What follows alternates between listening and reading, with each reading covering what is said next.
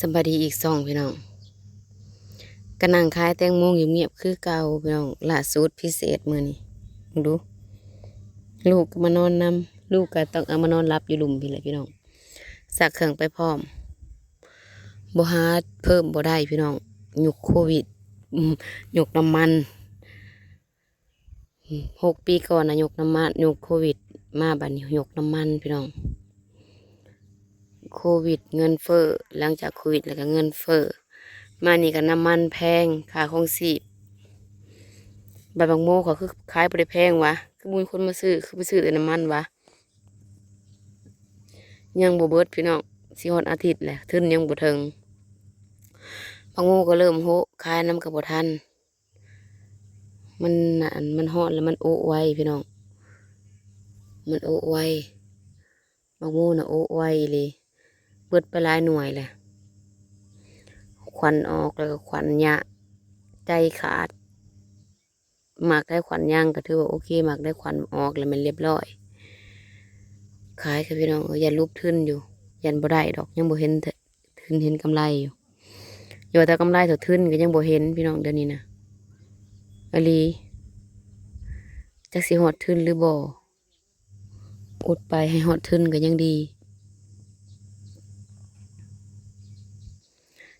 เอาตอนนี้นั่นยันบ่ฮอดทึน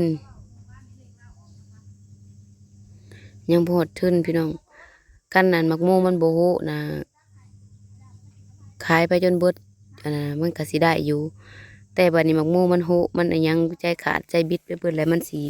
เป็นขายบ่บัดนี้เฮาก็สิบ่ขายมึงดูผู้ยังกองมากใหญ่หนึงจบกันพี่น้องเอ้ย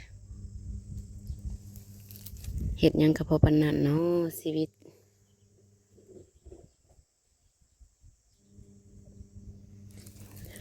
ผ้าปกบังโมพื้นน่ะไปไสวะ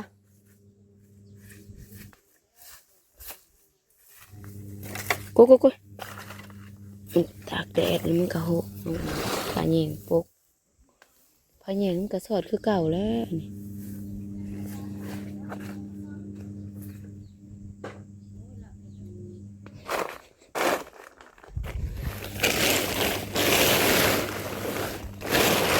บ่เห็นผ้าพื้นนั่น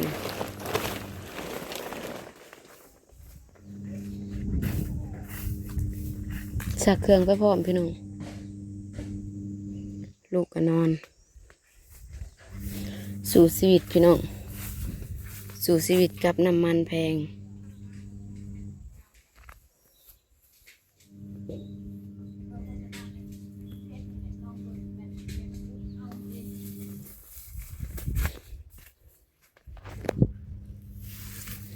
เอาออกมาแต่ละมื้อนะบ่เบิดฮอดครึ่งหนึ่งแต่เอาออกมาบ่ได้หลายแต่ละมื้อนะบ่ได้เบิดฮอดครึ่งหนึ่งได้พี่น้องลูกก็รับ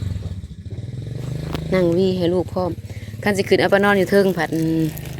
ป้านอนผู้เดียวนะผัดตื่นไว้พี่น้อง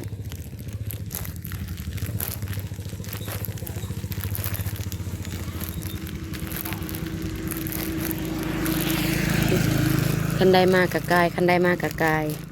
หากความจริงทำเลมันก็ดีพี่น้องทำเลเห็นดีป้าตัวหัวจนเปียกลูกข่อยผ้าห่มอันนี้มันล่มบกเขามันสิได้เอาผ้าแพร่พวกแล้วมาเปลี่ยนให้คันนอนอยู่เทิงปนอนคนเดียวผัดตื่นไว้คันมุนผู้อยู่นำคันนอนอีผัดเทิงหลุดคันได้มากกับกายคันได้มากกับกายพี่น้องคลองถาผู้มาซื้อก็จะมันยาก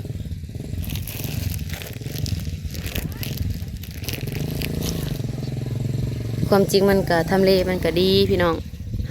เคยเป็นแบบมุ่งเอียงคักแน่นี่เนาะ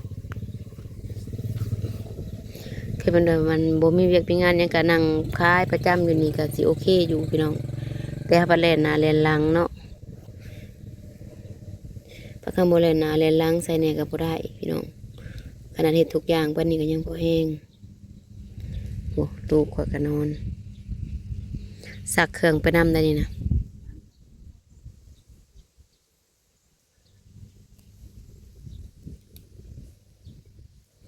ฮอนฮอนพี่น้องลูกฮอน ลูกก็มานอนห่มไม้ห่มต่อแคมถอกแคมทาง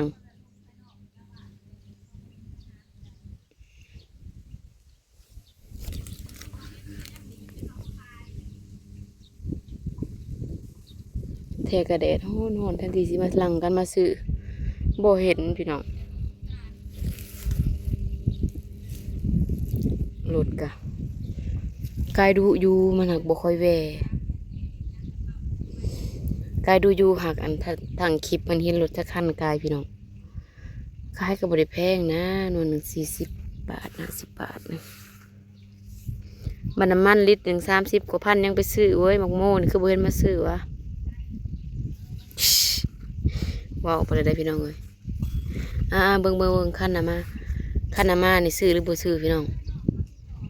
เฮาเว้าให้กำลังตัวเองซื้อซื้อเฮานี่ซื้อคันได้มาซื้อคันหาเขาเจาะลึกโอ้ยแล้วอีตานี่นะไกลเลยอีตานี่กลายประจำเพิ่นซื้อจักเถื่อตรงมาไกลเด้อหน้าบ้านเพิ่นเด้อกันแต่บ่ซื้อเด้อไปทางใหม่โลดห่วยเขาบ่ซื้อก็หายแล้วบัดนี้มันเป็นสิทธิ์ส่วนบุคคลของเขาจ้าบ่หยอกพี่น้อง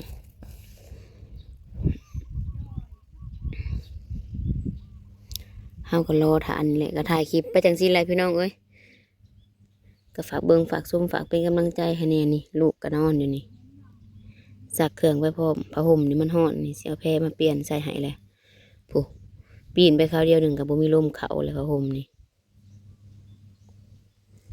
ขึ้นได้อัน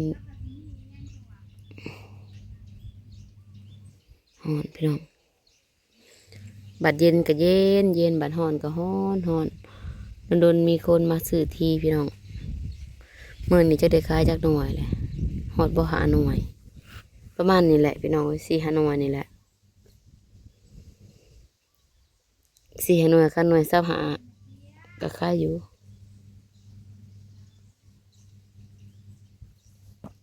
แต่เขาได้ขายหน่วยเท่าใดยังบ่ได้เสกซ้ำมื้อนี้ฮอดบ่อยากเสกพี่น้องบ่มีกำลังใจซ้ำขึ้นมาหาปั่นเครื่องก่อน